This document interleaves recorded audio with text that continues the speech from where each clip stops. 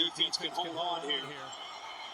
OU's got to throw incompletions or score. They cannot afford to get tackled in bounds. Gabriel. Fuentes touchdown! Nick Anderson! Hey, what's going on, guys? How's it going? Welcome back to the Oklahoma Football Video postgame show. And I said 27-20 yesterday. 2 days ago.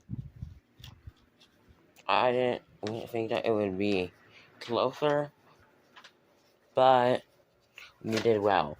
And Nick Anderson was a great player. If you saw the highlight, he missed a little bit of it, maybe the end of it. You can just get that highlight and watch it. But here we go. My four keys to the game were stop Quinn. We did so well at doing it. I think it was a 9 out of 10 because he was able to run in the pocket. He was in the second half. He was mobile enough. He was great in passing.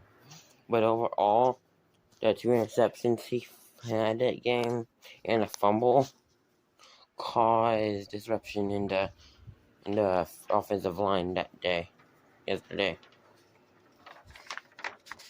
You know, we had pressures, we had hurries, we had sacks, we had tackles for loss, including that extremely good 4th down stand and on defense. That was a change of the game. Limit penalties, we have 4 or 5 penalties today. Last year we had 16 penalties in 2 weeks. I was at the TCU game we had 5 penalties, and in the Texas game we had a lot of penalties, 11 penalties in that game. So we have definitely, I think, got a 10 out of 10 on that, just compared to last year. And this year, maybe like a 9 out of 10. But overall, 10 out of 10 in my opinion. That could be an incomplete stat, but all I'm going to say is we have a good penalty margin right now. We're in the top 4 and the least penalties in the nation. So yeah. And yeah, we could still get better.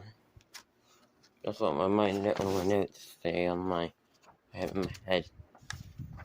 Score on defense. We did technically score on defense. We forced an interception early in the game. We scored a touchdown from Dylan Gabriel, I believe. Yeah. And we forced a fumble. If you remember, on the first one, we forced 2 interceptions. We forced 1 fumble. And we had 2 fumbles that they were reviewed. So we're pretty safe. We have a bye week Saturday, so enjoy it. We're in homecoming, but we're not done. Number 4. Just decide the issue. That's a 7 out of 10. Going before that was 7 out of 10 too. We definitely need to get better on the keeping the consistency on the special teams like we did early in the season.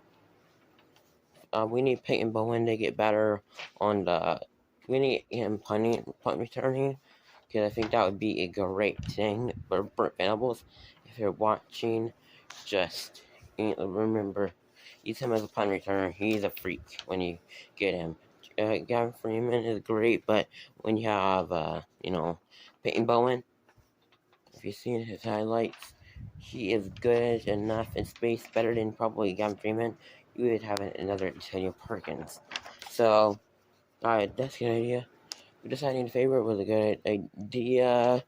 And we got 10-point lead. We blew it. So we gave up 13 more touchdowns, but we ended up getting stops. And that's why I love our defense right now. We're able to get stops when we need it. And that's all I have to say for today. For those post-game stuff, I mean. And the rest of the thing I'm saying right now will be super amazing. Because I'm excited. Because when UCF, I know UCF gave up a ton of yards on the ground. And if we can just continue doing what they did, we can run the ball effectively against them, and we can have a passing to Andrew Anthony if he's okay and he's not injured and stuff. We can definitely get a 67-10 lead win at the end of the day, and definitely Kansas is 5-1. That's weird, but that Texas win against Kansas was barely anything now. And I can see that Kansas could be back in the top 25 because of a loss to because Texas lost to Oklahoma, and last year we beat Kansas, and that year also we beat the other things. So we have a great chance of being in the top 10, and Kansas could be in the top 25, top 20. I mean. And because of Washington State's loss to an unranked team, means Kansas could have a big chance of coming back in. And that Notre Dame game, wow, who thought that the Irish would lose? But I'm not trying to ramble. I'm just saying it's just a great thing that I know we might end up going to the playoff. We have a reasonable schedule. We have Kansas in 3 weeks. We have UCF in a week and 2 weeks. And then that next game with Bedlam in Stillwater.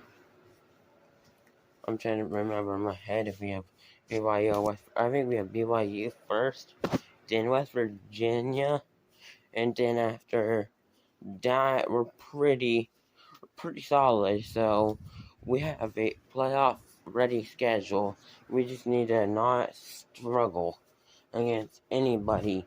And if we play Texas again, we need to play them even better on special teams. We need to show our new look at that point. So I have that going up, and I have a great postseason video, and I'm planning already. So y'all better be here for that too. And hope y'all have an amazing day. And if you have anything to ask me, go down below, comment down below, and see you next time. Bye.